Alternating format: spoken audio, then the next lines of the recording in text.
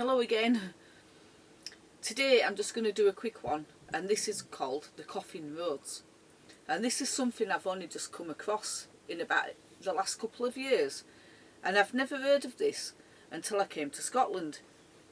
But this is all over the UK, and basically I came across a coffin road by accident, and this was in Kilmartin, and it's not that far from me, and it's a valley in the middle of nowhere, if you like, and it's rocky terrain and it's quite mountainous, and you're walking down through the valley and you're thinking, what are all them stones there?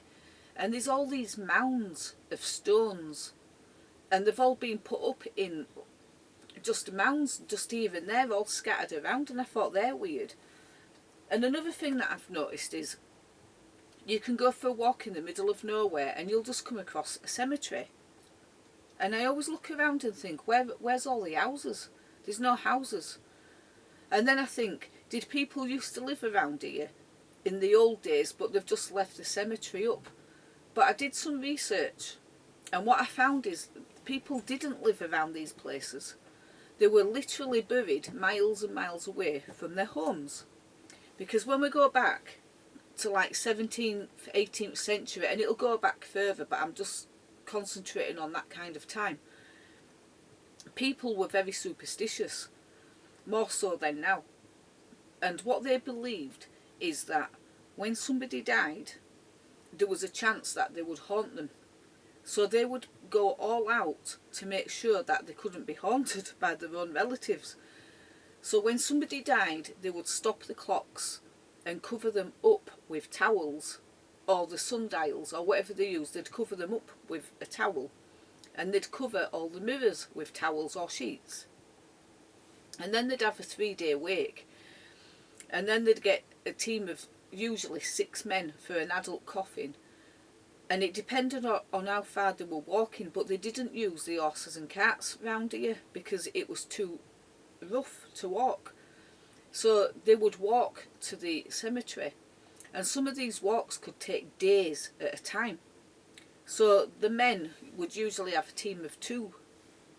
So the first 6 men would walk for so many miles, and then they would stop. And when they stopped, they would put the coffin down, and then they would all pick up a stone, and they would all pile the stones on top of each other to say this is where we stopped. So it was like a landmark for a funeral procession.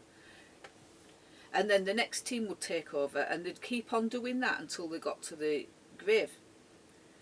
And they always made sure that when the corpse was in the coffin, the feet of the corpse were always turned away from the home, so they couldn't see where they were coming from. And then all the walks all twist and turn through valleys and glens, and over streams and up through mountain passes, and some of them look quite treacherous, and you think people actually walked that carrying a coffin. But the reason they did that is because they believed that they bamboozled the spirit by crisscrossing across the glens and the mountains and things, and they also believed that spirits couldn't cross water.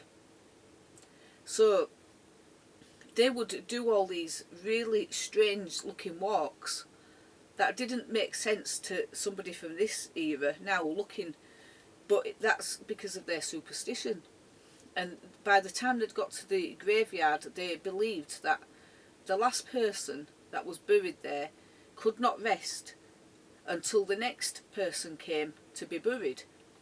And so this is where the tradition has come up, where people believe that all the cemeteries are haunted, because every cemetery has got the last person in there, especially the older ones. So they can only hold X amount of people. So they believe that the last person in there cannot rest.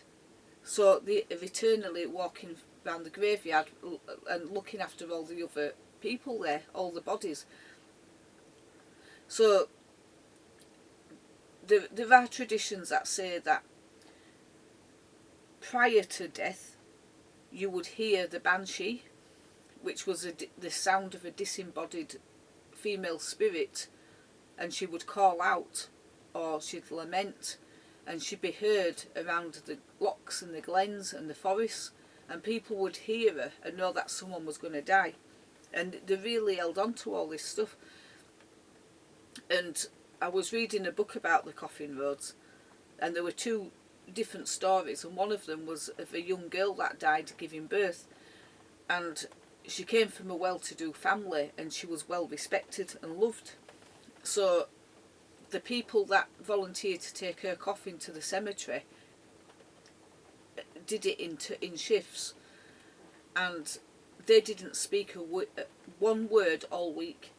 There was absolutely no word spoken because it was a solemn affair, and she was taken to a resting place, and they were always miles away from where they lived for this reason, because they didn't want them near the homes because they believed they'd haunt them. And the other story was a man who had died, who was a jolly person, and the people who knew him decided they were going to have a drink in his memory. So every time they stopped for a rest and they put a stone down, they all had a drink. And it took 3 days to get to the cemetery, and it was said by the time they got there, they were all rolling drunk and screaming, laughing, and it was just chaotic. And then the other story that is funny and sad at the same time, if you believe in their superstition, is that there was a cemetery in the middle of nowhere, and two funeral processions were coming from two different directions at the same time, and they all caught sight of each other. And when they caught sight of each other, they started to all panic, so they all started walking faster. And when they noticed the other ones walking faster, they started to walk even more faster until they were all running. And they all ran as fast as they could and basically threw the coffins into the ground, because they believed that the last person in there would not rest until the next one came. So there was this competition of who was going to get buried first. And that's what it was like. But there's so many stories up here and myths and legends, but apparently they used to do this all over the UK, and especially over the moorlands, which is interesting. And people would walk in the most harshest weather conditions on hard ground and go through a real hardship to get these people buried in the middle of nowhere. So I thought I'd just talk about that now, because I find that so interesting. And I think every single country, every county, everybody's got their own local myths and legends. But I'm going to do some more on other videos, because I love all this stuff, because that was real then. And it's funny because over time these traditions have been diluted down, and the way that we see death is so different. You know, I'll just quickly go into the Victorian times. Now this is another one that I find quite fascinating as well, because during the Victorian times, death came to visit every day. You know, if you lived in a city or a town, they say that the average age of death in the 1800s was about 50 years old or something like that, and you think, gosh, people didn't live long. But they actually did. People did live a long life, but the infant mortality rates were so high that took the age of death down. So it looked like people died young, but they didn't. It's because so many children died. And so you could have 10, 15 children in a family. And this is why I think the Victorians always had that hard look on the face. When you look at pictures of them, they always look really hard and drawn, like emotionless, but there wasn't. It's because they were probably so weary and worn out from all the grief, because it was just a constant thing of all the funerals going on all the time. And I don't know if you've seen this, but the Victorians, they didn't go around with cameras, because they didn't have cameras. Cameras were for the very rich, you know, and it was something you didn't do. You didn't go around taking photos. But what they would do is they would wait until someone died, and then they would take a picture of the dead person with the family or the corpse on its own. and they would dress them up, and if it was a child they'd dress them up, and then they would prop them up in poses that made them look like they were alive on the photographs, and then they'd put them on the wall. And it sounds quite macabre and a bit weird, and I don't know, a bit dark I suppose, but you've got to remember that back then that was the only memory they would have had of their loved one, and so to them it was just normal.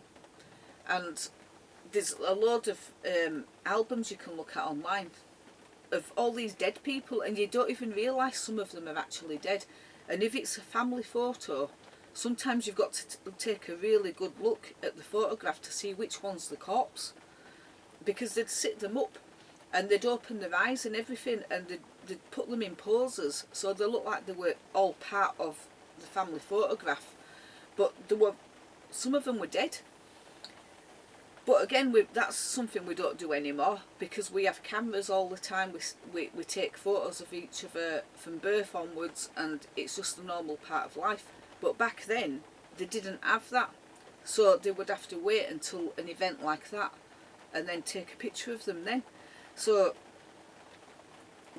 if I know everybody's got their own traditions and their own beliefs and their own myths locally, but I'd love to hear these, because I love this sort of stuff, and I want to do a video on these things, because this is part of our heritage and our history, and I love it because it's who we were, and all these things are ingrained in somewhere in time, but we don't talk about them very much, and we don't live like that anymore. I don't know anybody who's superstitious now. The last person who I knew to be superstitious was my nana, and she had this thing about putting shoes on the table, new shoes, and I looked up what that meant, and apparently it was something to do with the miners. When a miner died, they used to put the boots on a table or something like that to represent that they were dead. So it became a thing of, if you put shoes on the table, that means death. But my nana wouldn't have known that, but she was really superstitious, and black cats was another one. She couldn't cope with a black cat crossing her path. So if you've got any, let us know, because I'm going to do a talk about this, because I find it really fascinating. Every family's got a story as well, so if you want to share them, do. But I love stuff like this, and it's nice to bring back some of the traditions and talk about them, because they're easily forgotten, and the generation we're in now don't even know anything about the 17th, 1800s and beyond and everything. But I want to do another big talk, and I think I'm going to do one about the resets, because we've had a few of them, and I think I might do one on that now. So I'm going to go for now, but let me know if you've got any little stories in your family of superstitions that you still remember your grandparents having, or you've got yourself, because this is really cool. So bye bye.